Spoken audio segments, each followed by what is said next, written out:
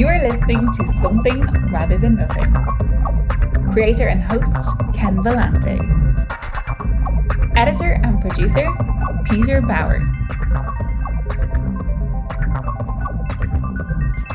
Hey everybody, this is Ken Vellante with the Something Rather Than Nothing podcast. We got Paige Stephenson here, and just before I give the backdrop, just wanted to welcome you onto the show. Thanks for having me. I'm in real life too, which is really exciting. In real life, and that's part of me not babbling too much right off the bat. We're going to be here at Warbling Creek Studios, the full physical home of the Something Rather Than Nothing podcast in beautiful Eugene, Oregon, Track Town, Track City. And in this studio, they'll be mostly quiet in the background unless Paige and I create a very entertaining ruckus. Is Peter Bauer, editor and producer of the show, and a fan favorite who pops out once in a while, Jenny Jo Peterson, who is the co-host of the Blair Borax episode, which was also recorded at Warbling Creek Studios. So just a little bit of the backdrop. Paige, we're going to talk a lot about what you do and kind of like jump into tech questions, AI, talk about what you do, talk about video and creation. But we were just gabbing a bit right now about it seems one of our favorite philosophers, George Carlin, who for me is a philosopher's comedian as they go. But you were telling a little bit about some content, a set from the deceased George Carlin that you heard recently. Tell us about it. Yeah, so recently there was a comedic duo that trained an AI, large language model, to emulate George Carlin, and they released a 60-minute special on this. And I'm in the same boat. George Carlin's a philosopher, a comedian, really had the ability to have his thumb on the pulse and sort of be enraged but also humble at the same time. And to hear him talk again for 60 minutes and to have a moment of realization that this is not real and that this is potentially crafted and unique, or mimicking, or whatever the morality of it. It was weird to be happy that he's back, but also realize that he was pissed during the 60-minute bit and asking the question, like, what is this? What does this mean? You know, since it has been pulled off the internet, the Carlin family was, I'm sure, distraught about feeding a machine hours and hours and hours and hours of their beloved family member. But if you have the ability to find it, I recommend it, because I've seen every bit of content that man ever put out, and it was interesting, scary, exciting. It was all the above, but he was the perfect test subject, and I'd be curious to know how accidental or on purpose that was. If you're paying attention to this AI stuff, though, that was one that I raised an eyebrow. Yeah. Like, oh, okay, this is where this is going for sure. Yeah, I found it fascinating for me because I don't remember what it was called. You might know the last Carlin set where he knew he was dying. Mm-hmm. It's very clear in how he's talking about. It has such a dark, rich set. But to even think about that set and be like, oh, we're going to hear another one, like, is just it's a thought I wouldn't even thought at that time, and it wasn't terribly long ago, just a few years ago. I think what's really interesting is my first gut reaction was, I want to Bill Hicks. Like now I'm like already having this, I want to hear all these other people, which, you know, raises a really big question. I mean, we all have people that we miss dearly, and, you know, is this how we're gonna revisit or hang on to, or, you know, what does this mean to hear somebody come back? But Bill Hicks was somebody that I immediately was like, oh my gosh, imagine this guy gets to keep going. Would he want that? Who knows? I don't know. Yeah, but I'm already hearing the routine, Bill Hicks routine. I gotta ask you, just right off, tell the listeners a bit about what you do and working Sure. In creating things in video, and just kind of the even the questions you encounter in your work. Yeah. Yeah. So I sort of was the snowboard poser of my school. I really enjoyed that culture, and I had a mutual friend's dad who had a DV camcorder, and I sort of locked onto that. The Jackass crew, the CKY guys, they were sort of the original viral sort of video Yeah. duo, and so I think a lot of people at that age, 16, 17, 18, want to make pranks and just be sort of jovial. And, but this device sort of, I just gravitated towards it. I don't really know why. I was babysat a lot by movies and television and only child, so I certainly had this box in front of me quite a bit and had an affection for it.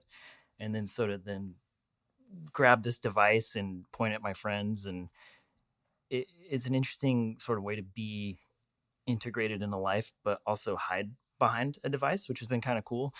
And so quickly, I was like probably 16 when I really started getting the bug and filming my friends do bad tricks at the skate parks and all that stuff. And shortly after, I did waited to go to college for a couple of years out of school, and I had one day where I just was like, nah, I'm not going to do the work, the work thing, the 9 to 5. And I went to film school in Portland, and I've just been on a rocket ship ever since. I got really fortunate. I had incredible mentors and teachers at that school, and kind of got the artist with an A integrated too. I sort of have that CKY meets 4 years of art history, and it just sort of became this awesome machine. I'm just a curious person by nature, and so I kind of got to be pretentious and also a skateboarder guy in my early 20s. And then I got kind of propelled into the nonfiction world through the adventure sport industry, which was really unexpected. I'm like a computer nerd, like never climbed a mountain, never did any of this stuff. And I got lucky with great mentorship in that industry. And it more or less kind of well-rounded me into this individual who's got grit and tenacity, but also techie, geeky. And it kind of just toughened me up a little bit, to be honest. Sure, I have a lot of mentors who have that just send it kind of attitude. And I've taken that and kind of applied it to my life. And so I've done nonfiction work. I've been really fortunate to work with companies like Google and Netflix and Patagonia and Nike and Adidas. Spent some time in the commercial industry, unscripted, AKA reality TV. I mean, I've kind of just been cruising around. I've never really had a plan, which seems pretty common with a lot of filmmakers or artists in general. So I've gotten to a point in my career, though, where I've recognized, I'm pretty fortunate and pretty lucky to participate at any level. I've been able to meet some of my heroes, filmmaker heroes. Recently, I got to work on the behind the scenes for the latest Pinocchio film with Guillermo del Toro. And Congrats. I sat next to him one day for lunch, and so it's been really cool to sort of manifest a little bit of a dream and be like, hey, it's working. And then it's also certainly followed up with, I have absolutely no idea what I'm doing. No, it's a lot of interview a lot of artists on the show, and it's like they're even the short conversation we had, like the ideas of mystery of like how something comes about, curious towards that, as a huge driver. But well, and talking about video, just to jump in like topically, since we're going to talk about it, it's like I've been hearing talk with Peter as well about like there's a ton going on right now in video with AI, like right at this moment. It feels like AI in general, but like what is going on with what AI can do in that video realm? And just one point, I think it's a realm where as an audio podcast and thinking about video, and like video can be a lot difficult to edit and create and get just so what's happening with AI in video at the moment? Yeah, that's a great question. Right now you know, video and filmmaking is already a young sort of form of expression. It's about 125, 130 years old. It's much younger than a lot of other things out there right now. And so it's already been advancing at a pretty rapid rate. I mean, when I was sort of learning the craft, it was on tape. Prior to that, film, still quite a bit of film being shot, but it's a form that's evolved really quickly. It has not been the same for 130 years. Yeah. And so you've had sensor technology advancing, computers. I mean, if you have a laptop and an iPhone, you are now a filmmaker. Andy Warhol once said, "We're all going to be famous in the future," and I think the video portion of that has been very obvious. Yeah. OpenAI has talked about their Sora model, which is sort of caught everybody off guard, and essentially this model is presenting what looks like very realistic video content via prompts. And just yesterday, a short film was released that it certainly looks like something that could have potentially taken 5-6 months to animate. I think a lot of people probably knew this was coming. I've had a lot of conversations with people over the last few years that felt pretty confident that the creative sector was sort of safe from this. My sort of computer brain and my, I'd say, techie guru, wannabe futurist sort of is not surprised that it's the first targeted sector. But yeah, I mean, essentially what we're looking at is potentially a $20 a month Pixar machine that can also maybe do realistic stuff. It's certainly unknown, but as somebody who makes motion content for a living, there's certainly a joke with a lot of my colleagues right now that we're like, ooh, this is coming for us, I think. And we're trying to be polite to it, I guess. Yeah. I wanted to ask you something like particular to the point, and this is not a studied way of talking about it, but I look at tech, and I know one of the major dynamics when you talk about tech is kind of the exponential, the pace of tech, and how it outstrips even our projections. And it's not just that tech advances; it's just that tech advances at such a rate and so fast. And then I look at the kind of like, I don't know, let's say just strictly human institutions around like legislating or figuring out there's no fucking way in the universe that these, I'm just looking at velocity here, that I don't know where the intersection is. So, well, first of all, I don't know if you agree with that, but the context of what I'm saying this is like there's this feeling of like we're off on our own right now. Like if you check in your gut, at least for me, I feel like it's like, okay, we're going to be experiencing that, and there isn't any regulation or deep knowledge about what's going to occur. Would you agree with the framing in that way, or comment? Yeah, absolutely. I think what's really interesting is that there's always this stigma and stereotype that, back in my day, things were different, and we've always gauged and suggested that, oh, it's always been like this. The next generation is always like sort of stereotyping and being just a little bit less advanced. But the reality is it is actually advancing at a rapid rate. I'm not sure if you read *Sapiens*. This is like a book that is a great book. So this book Yuval Noah Harari wrote. It's his follow-up to *Sapiens*, and it's essentially what's happening now. He is a historian, a philosopher, anthropologist, just somebody who clearly has studied what's going on, and he is suggesting that this is happening at a faster rate.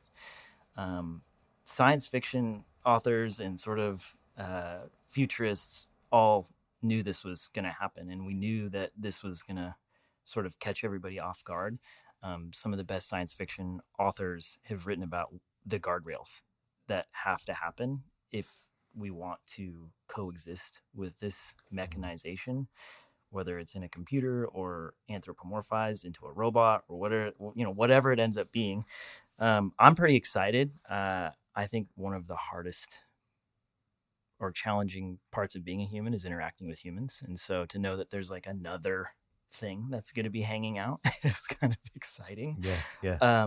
But yeah, it is advancing at a rate that we've never seen. Moore's law is going to be challenged for sure, because it's going to enter a whole new dimension. And as a creative, it's really exciting. I think as a science fiction uh, lover, it's also exciting because it's going to become science reality. It's going to impact everything. And it's really safe to assume that in the next 5 years, we might all collectively look back as a culture and go, wow, like this is not the difference between a stick shift car and an automatic car, or even the printing press. I mean, it's going to make the printing press seem like a very small jump.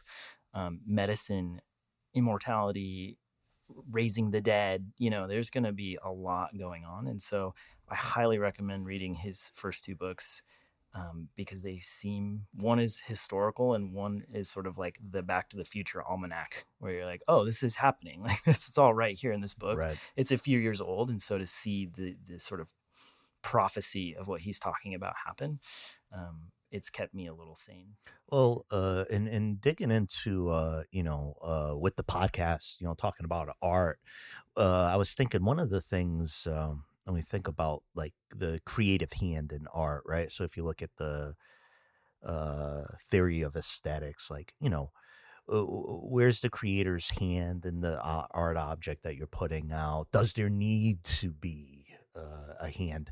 The question I bring up on the show sometimes of, the believer who sees the beautiful Oregon coast and sunset and said, that is perfection, that is art, that is the most beautiful thing by the hands of God.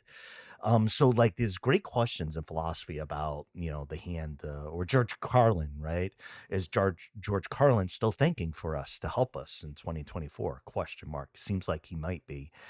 But what do you think the collision here in talking about art issues and the hand behind creation, do you think the pace and what we're talking about technology and who hath made the thing is being as deeply challenged as I feel that it is right now?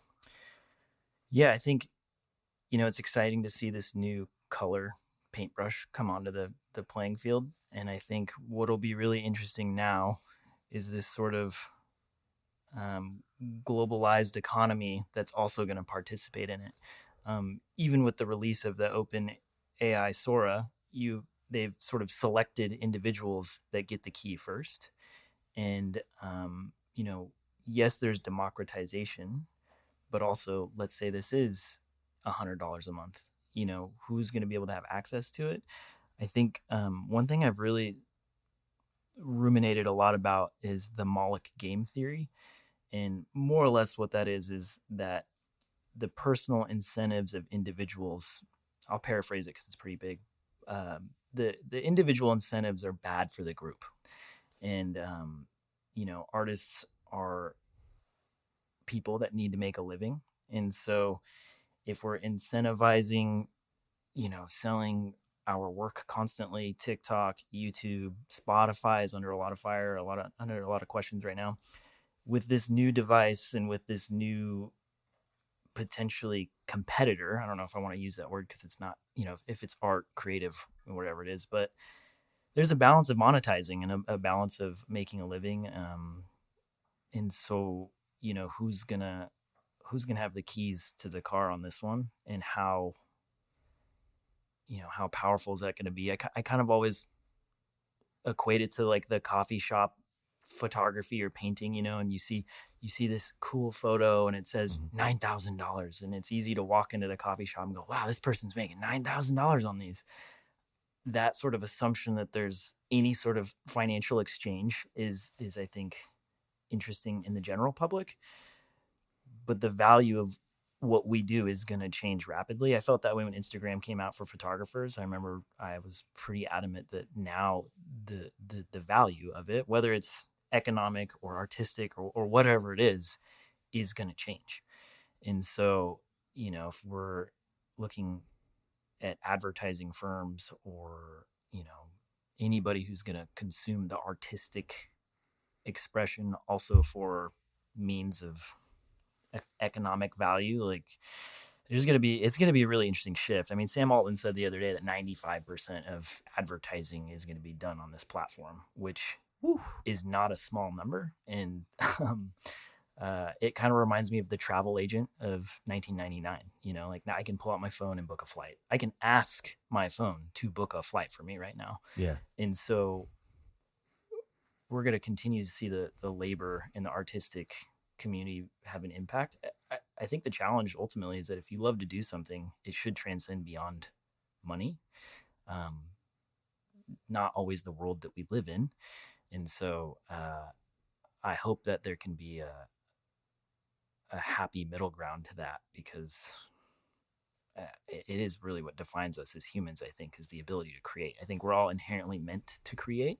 I think it's important to have that. So if it potentially is removed, or you see this new thing creating at a level that we can't even comprehend, I think that's what's a little exciting. I mean, I hope that in the next 10 years I The can go, scope of the universe, maybe. yeah, I mean, yeah, it really is like one of the biggest questions I think our species is going to come against is this artificial general intelligence.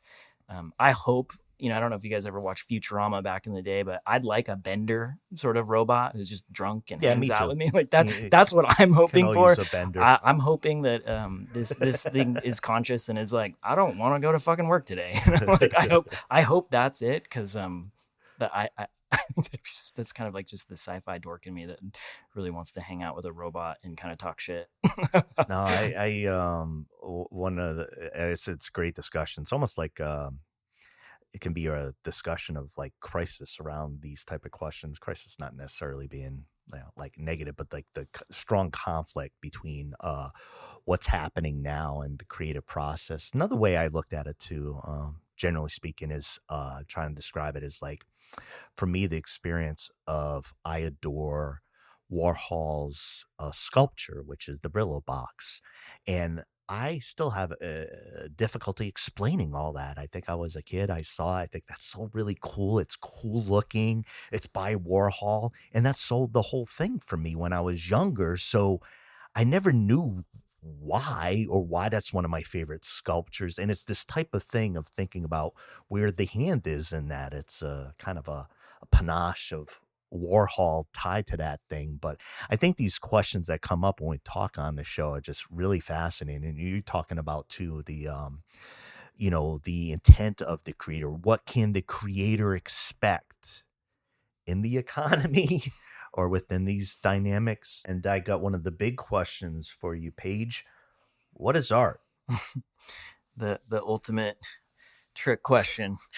What is art? I think I might even wrote a paper on this in college and did not have ChatGPT at the time, which would have been awesome, because it is this massive question. For me, I never really felt like an artist with an A. I just wanted to be, and I think that might be part of it. I think inherently humans want to create. I think a lot of people, especially nowadays, who are anxious or stressed or depressed, that's the artist. That's the whatever label we've put on it. There's this thing, this energy that needs to come out of us, and I think that's part of art. A lot of people do a lot of things that are creative and maybe don't even notice. I think food, the service industry, chefs. I mean, there's art can be on a canvas, art can be in your mind. I think probably some of the best artists out there are still in their mind, and getting out is part of being an artist, versus sort of somebody who's trapped in what society wants us to do. It's very counter. I mean, I've always been pretty against, not against, but I feel like I had a natural aptitude to not want to be policed or told what to do. I'm not necessarily an anarchist by any means, but I think art can be an opportunity to be yourself. And so it's easy to say it's expression. But yeah, I mean, it's a massive question. Do you feel yourself? I ask around this too, as you know, identification as an artist. Is that something that you felt at a particular moment? Because right with the art question is like, oh, like being called an artist, you know what you are, but what about your relationship with creating and identity and being an artist? Yeah, I think what's really interesting is going to film school and sort of not just the film part, but color theory and art history specifically. And when you study art, I mean, it's this massive scale of ancient pottery and 17th century painting, and there comes a point where you quickly identify, I like this stuff or I don't like this stuff. And I think anybody who creates at any level can appreciate somebody else doing it. And so I definitely remember having that light bulb moment, and sort of recognizing that, whether it's doing a gallery or filming an interview, whatever it is, like there's a level of participation that, yeah, it's easy to be like, I'm not an artist, because I'm not Rembrandt. I think when you study it, you realize the capacity that it can go. And I think that's the best part of it. You don't want to compare yourself, but you also want to like live a lifestyle that feels like it can support the creativity. And I think it is a lifestyle. I mean, I ultimately think it's a lifestyle. It's a choice. But yeah, I think when I was in my mid-20s, I had like the real sort of, you're making things that people are like, what are you talking about? What are you doing? Yeah. And you don't know what you're doing, and you're just throwing paint on the wall and hoping it sticks. And it's been fun to hone that in and sort of become a quote unquote professional, but also know that that's in there. And honestly, for me right now in my career, I'm kind of excited to see what that next chapter is. And with the democratization of filmmaking specifically, knowing that I go do it tomorrow and make this thing. So yeah. Yeah, I on the what is art question, I don't know if I brought this up on the podcast before. So I went to Marquette and I studied philosophy. I got a master's there, and I bring it up from time to time on the show because it was just a unique period of my life. And there's 2 days proctored exams, so you get the anybody might remember kind of really pencil and paper little writing book for masters, 3 questions.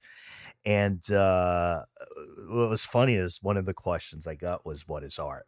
So I was like, fuck yeah. Like I was really excited for it, but it was funny because I was also pissed off because the exam was supposed to be proctored, and I guess some professor missed their assignment. And I was like, I'm here, like I've studied this. I want to get past and get my master's degree. And I'm like, I want to make sure this is official. Like, so we had to hunt down, say, you get over here and proctor this exam. I got, so we got the exam proctored, and I had to answer what is art, and I must have answered it properly. I have no idea what I wrote. It was quite some time ago. I don't know what I wrote, but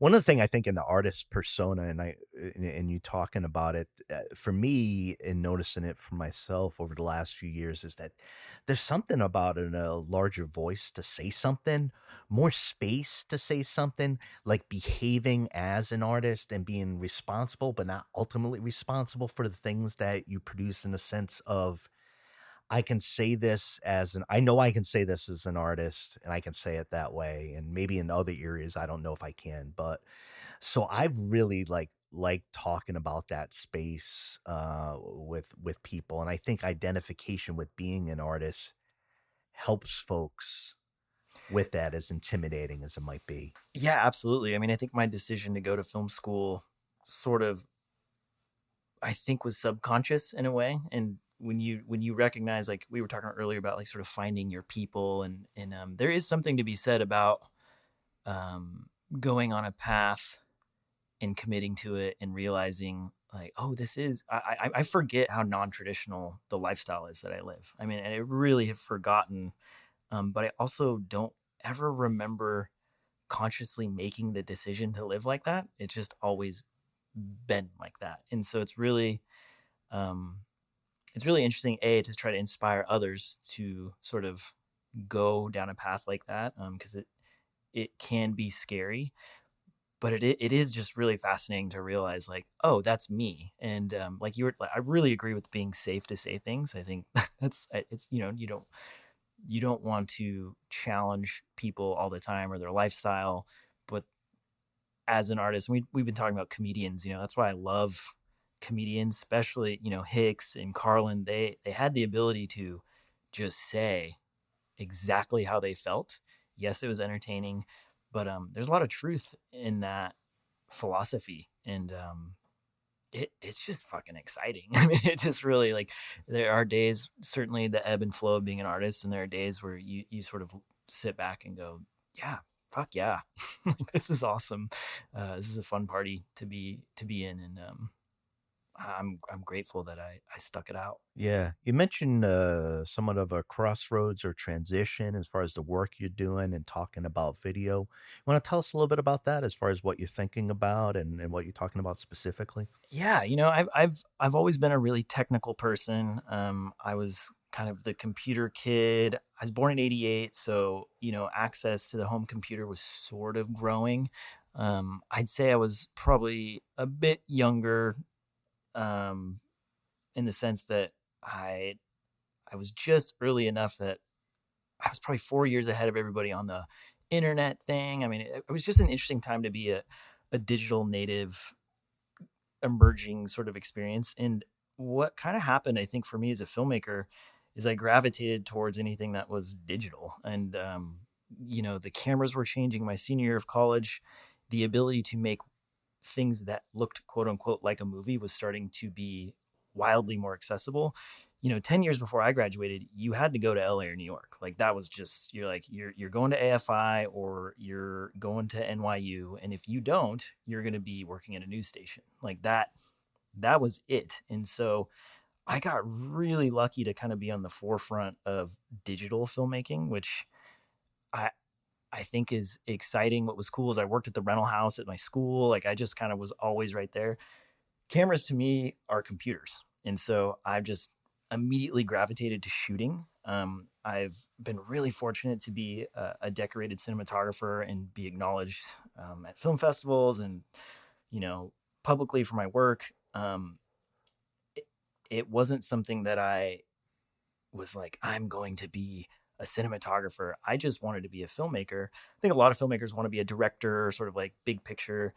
Um, and I just happened to be also good at shooting my own stuff. And so right now I'm currently trying to remove the camera guy stigma, I think, which anybody in the industry can kind of understand what that looks like, and sort of, not wanting to pigeonhole myself into something that I'm kind of good at. One thing that I've always done with filmmaking, and I'm also really into post-production, I really believe in sort of experimenting with all facets of the form. And one great thing about filmmaking in general is that it takes a lot of different creative experiences and it puts all of them together.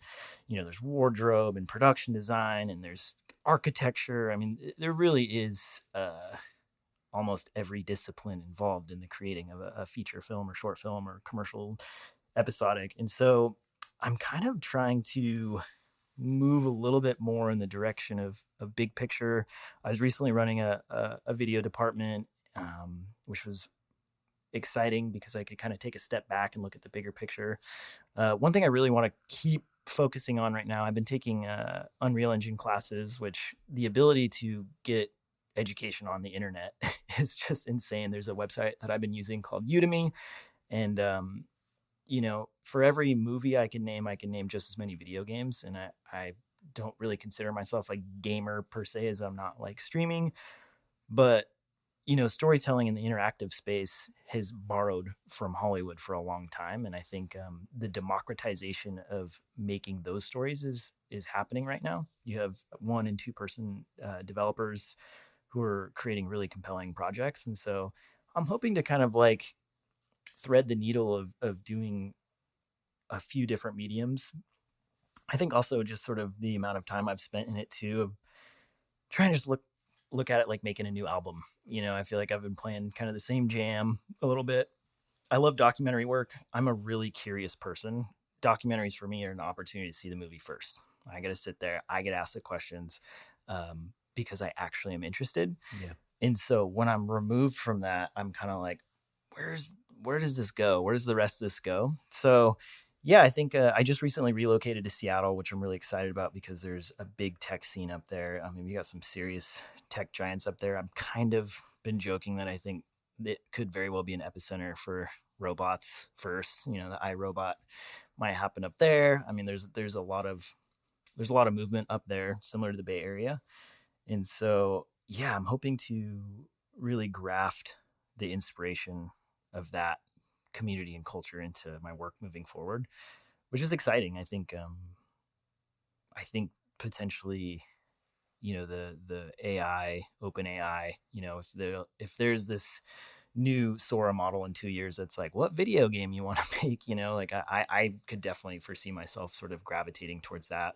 I really enjoy the interactive elements, and but yeah, long version / short version, I don't know. Yeah. I don't know Well, what I'm doing. Seattle is, I think one thing in doing the podcast is really fun is, over time kind of having connections with, let's say, like, pieces of the creative up there, and in Seattle has been such a huge draw for the show. And as the art that's there, and the music and some bands up that way. So that's really fun too. And also on the show, like being able to talk to you about film, like the show is about a lot of different things, but just love journeying through film, whether it's like documentary and storytelling, horror movies, or like found footage horror movies, and new directors. In a few episodes back, we had MJ Bassett of the new Red Sonja movie. And just like, for me, being a film lover and bopping around, it's I'm always fascinated to talk with people, people who make film, because there's something that's so immediate now. And you think about tech and our culture of, whether it's TikTok or longer form, um, seeing how people see through film is really fascinating. And Seattle as a place sounds like such a great place to connect to, with what you're doing. I heard there's a lot of tech up that way, a lot of great art and creativity. But despite all that, and putting that to the side, why is there something rather than nothing? Something rather than nothing. That could be one of the first questions I ask an artificially generally intelligent system. I think, from what I can tell, that's my current reality. My senses are telling me that there's something. I do believe that I've been fortunate to have an origin story that's allowed me to be critical of the something, which is exciting. I'm thankful that some lobe part of my brain has allowed me to be extra critical of the something. Experiences with mentors and just my general environment has certainly produced a being that sits here that's like, yeah, that there's something, there's something going on. We're a small dot in a big pond, and that's something in itself, Yeah. So yeah, I'm certainly on the quest, certainly on the voyage to try to understand a very small shred of the something right Yeah. now. Let me ask you another video question. When you see film, and it could be, let's say it's documentary, it's Mhm. a documentary film. What's one quality when you see that, and you're like, wow, this is really good, and kind of draws you? What's one quality that you generally see when somebody does that with in that storytelling? Yeah. I mean, subject matter for me is always been a foundation. When I was little, the classic Star Wars, 2001 Space Odyssey. I mean, the I've always kind of gravitated towards science, technology. That's just kind of my genres. And when it comes to documentary filmmaking, I think authenticity is usually where I am a magnet to. Um, I've worked unscripted reality television when I was younger. Day played on Real World Portland, which was fun, and there's a lot of different directions nonfiction can go. There's the Grey Gardens experience. I think for me, the sort of the things that feel like they can move you in a positive direction. I've been really fortunate to be a part of a lot of successful conservation projects. Um, I think I think as a filmmaker, it's almost like a civic duty to sort of contribute back to the community via documentary. Even if you're not a documentary filmmaker, I think filmmakers can have the potential to make a documentary. Even if it's a 1 minute video about you helping, landlady out with garbage, whatever it is. I've always felt, and I got really lucky to have a mentor who really established that it is this sort of part of the craft that allows you to help if you want. It can be taken in a lot of different directions, obviously, but that's what I've always liked about documentary filmmaking is that I personally get to learn and then also hopefully inspire others or make a little bit of a difference. It's nice to feel like you can have impact. I like things that have a little bit of emotion, a little bit of substance to them. It's kind of broad to say that, but there's a lot of stuff out there now. Yeah. There's a lot of noise, and I think one thing I've always tried to really retain is, every film is better than the film that you never made. And I've tried really hard to not be a critic. I think I think there's a place for criticism. I think it's important to sort of critique. But that is one thing I've tried really hard to do is that there could be any sort of film out there that I watch. One thing I try really hard not to do is be like, oh, it's bad. It's terrible. Like don't. I used to do that a lot more before interviewing a lot of people. I had to make them. I mean, I think to be a, I mean, don't get me wrong. Don't get me wrong. Well, in knowing that, especially now, being part of bigger projects, knowing that there's a lot of politics involved, there's a lot of ego involved. I try really hard to remind myself, like, I wasn't there. I've had to work through a lot of projects where decisions are being made by a lot of different people. And, but so no matter what it is, I try to remind myself at the end of the day, like, hey, they did it and good for them. And, whether it's a giant corporate machine or not, there is an individual in there somewhere who's trying to be a part of something. And, to remember that inherently, I think people want to make good stuff that makes them feel good. So it's not an excuse for questionably just, I don't want to say terrible films, but I don't know. Like I said, the worst movie ever made is still better than the film that doesn't get made. And so I've subscribed to that, and I would say I was equally excited about your kind of like maybe life-shifting work with documentaries, but I also love me some reality TV and some Bad Girls Club. So like my brain goes in different type of ways, and I appreciate whatever you're documenting. if there's anybody that deserves a shout out in production, it is people that edit unscripted reality television. All right, let's get some love here. They get a shout out for sure. Unscripted is wild. I mean, it is, one thing I was really fortunate about my career is that some of it I have looked back on and felt like, wow, that was like a rock star lifestyle. I mean, like legitimately, like partying and the drugs and just like all of it, where you're like, holy shit, like that was a hell of a time. And I got out, and I survived. And, but unscripted is the foundation, I think, for a lot of that for sure. 'Cause it's crazy. I mean, it really is crazy work sometimes. Yeah. And I did one of the first ones I ever did was, we were saving cats. It was like we're like Discovery Channel, and we'd go around and you're like, we'd wait for the call to save cats in trees. Well, that never happened. So we were going and getting cats, putting them in trees, filming the whole thing. I mean, this is on television, and so there's a lot of that. Hopefully create the scene. Hopefully the artist needs to create the scene. Hopefully the cat show people don't come after me for that one. But I need something to film. But yeah, it's so in the people that you meet, it's to no surprise that people work in that industry are often like, there should be a show about us. Yeah. It's because it is certainly worthy. Certainly worthy. When you're watching the unscripted stuff, just know that behind the camera, it's even more fucking crazy. Oh, wow. Okay. And I watch some great shows myself. I'm also a sucker for Catfish, which is probably isn't. Yeah. Enjoy that one. I was recently introduced to the one on HBO where people are just nude and they just show up and they slowly raise a plank from toe to head and then reveal a body. Have you seen this? Yeah. No, I need to get introduced. So I'm pretty off the grid right now when it comes to unscripted, but I believe it's on. Who knows what you'll waft back into as you go back in. I was surprised to just see flaccid genitals on an episode on a reality TV show, but that's where we're at now.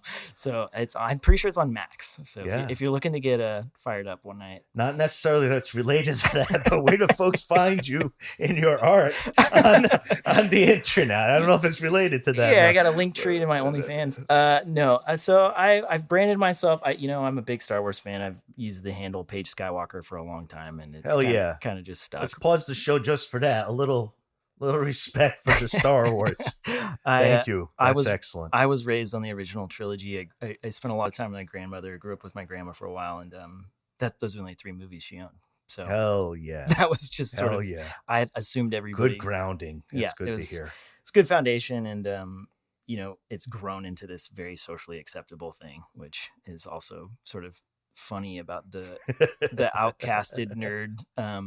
There's a lot of things that are billion-dollar socially acceptable things that I certainly got my ass kicked for. So it's been interesting to see that growth. But yeah, my name is Paige.com. I got some of my stuff on there, and it's interesting.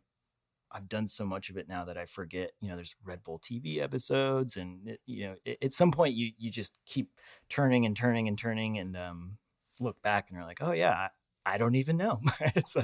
Pull them, make sure you pull them together. I mean, a lot of accomplishments. And thanks for spending time on the show. I mean, talk about some areas. It's like part of it is talking about this. Peter talking about this, and Jenny are just talking like intellectually about these issues. And we just turned the microphone on. And it's like some real stuff happening now with the AI. And I think the fundamental thing that's so fun on the question, there's dangers and there's possibilities. It's certainly that's the case.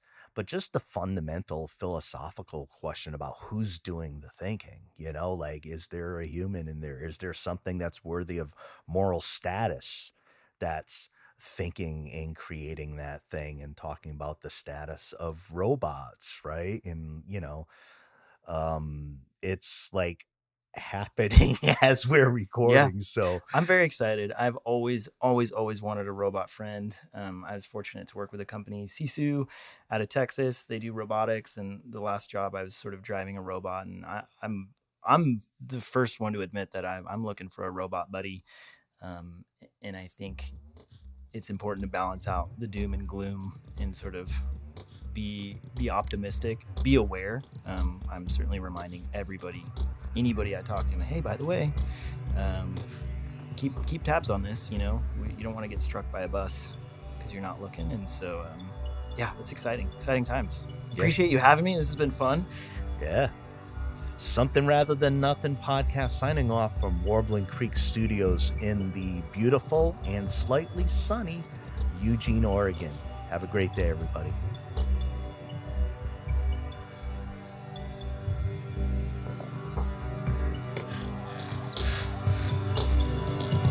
This is Something Rather Than Nothing.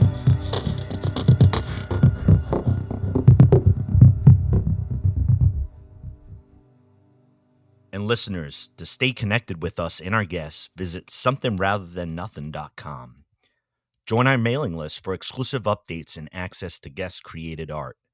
If you enjoyed this episode or any episode, please like, subscribe, leave a review on your podcast platform. People really read that shit. Your support helps us reach more listeners and spread our community across the planet. This is a global show, and we like to give a shout out to our many listeners across the world, including many listeners in Canada, Spain, Germany, UK, Argentina, Brazil, India, Thailand, and so many more places. Be sure to follow us on Instagram at Something Rather Than Nothing Podcast for behind the scenes content. And the best way to help the show is to tell your friends about us. If you love it, they'll love it too. Tell your friends who love it. We love you. This is Something Rather Than Nothing Podcast.